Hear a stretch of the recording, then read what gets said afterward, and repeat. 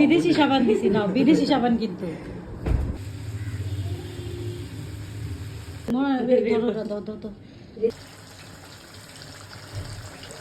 রান্না করতে করতে আমি অস্থির হয়ে গেছি। আমার ছেলের বউ শরবত রান্না করেছে।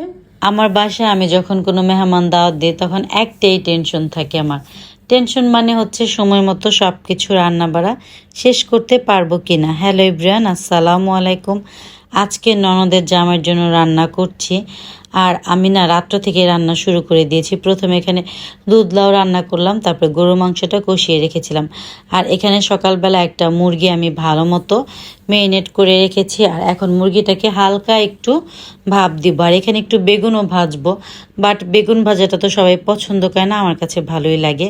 আর এখানে আমি মাছ মেরিনেট করে রেখেছি, মুরগিটাও মেরিনেট করে রেখে দিয়েছি। আর এখন হচ্ছে চিংড়ি মাছটা একটু ভেজে নিচ্ছি, কারণ এটা দিয়ে চিংড়ি মাছের মালাইকারি রান্না করেছি। আর এইটা হচ্ছে খুবই পছন্দের চাইনিজ বিফ কারি। আজকে বিফ কারিটা না আমি একটু স্পাইসি করেছি। কাজ করতে করতে অনেকটা টায়ার্ড। এদিকে ছেলের বউ আমার জন্য আবার একটু শরবত বানিয়ে নিয়ে আসলো। শরবত খেয়ে তো একদম কলিজা ঠান্ডা হয়ে গেল। এদিকে কিন্তু আমার মেহমানও চলে আসছে, মানে ননদের জামাই, যার জন্য আমার আজকের এই আয়োজন। তো আমার হচ্ছে সবসময় একটা অভ্যাস, রান্নার পরে আমি একটু খাবারগুলো একটু সুন্দর মতো ডেকোরেট করার চেষ্টা করি। বাট জানি এত ভালো পারি না, তারপরে আমি একটু চেষ্টা করি জানি খাবারগুলো ডেকোরেট করার পর দেখতে সুন্দর লাগে। এদিকে ননদের জামাইয়ের জন্য একটা ডালা সাজাচ্ছিলাম একদম মনের ভালোবাসা দিয়ে। আসলে আমি সবসময় চেষ্টা করি আমার বাসায় যে মেহমানি আসুক না কেন মনের ভালোবাসা দিয়ে রান্না করার, আর মজার মজার রান্না সবাইকে খাওয়ানোর। এদিকে তো নুসু বুড়িটা আমার টেবিল গোছানো থেকে একদম অবাক হয়ে গেছে, বলছিল কেন অনেক সুন্দর হয়েছে। তো এদিকে আমার টেবিল গুছানো কমপ্লিট আলহামদুলিল্লাহ। এখন ননদের জামাইকে ডাকবো। তো জানি না ননদের জামাইয়ের কাছে কতটুকু ভালো লেগেছে, বাট আমি আমার সাধ্য মতো চেষ্টা করেছি, মানে যতটুকু পেরেছি। তো এখন হচ্ছে সবাই মিলে খেতে বসবে।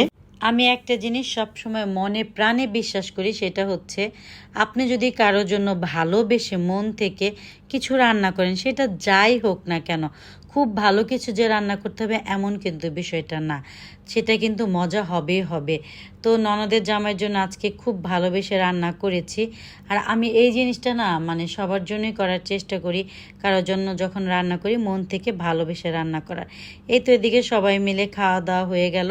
আর এখন হচ্ছে ননদের জামাইয়ের হাতটা একটু ধুয়ে দিচ্ছিলাম, নতুন জামাই বলে কথা। আর আমার ননদের জামাই কিন্তু আজকে অনেক কিছু নিয়ে আসছিল আমাদের জন্য। আমি এদিকে সব কিছু দিলাম, সাথে হচ্ছে দুধ লাউটাও ছিল। সবাই মিলে এখন খাবার পরে খুব মজা করে মিষ্টি আইটেম খেলাম।